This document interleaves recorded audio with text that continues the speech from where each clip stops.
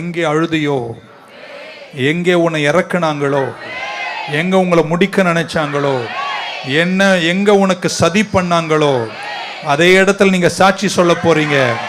நெருக்கத்தின் நடுவில் கூட என்னை கர்த்தர் உயர்த்தினார் என்ற சாட்சியை நீங்க எழுதி முடிப்பீங்க.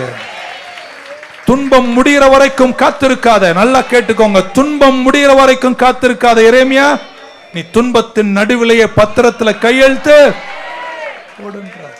ஹல்லேலூயா. பாஸ்டர், எங்க கடந்த கால வேதனை எல்லாம் உங்களுக்கு தெரியாது பாஸ்டர்.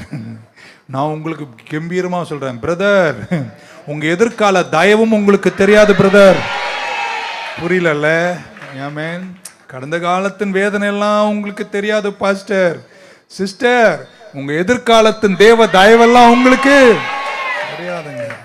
கர்த்தர் தயவுள்ள தெய்வம்.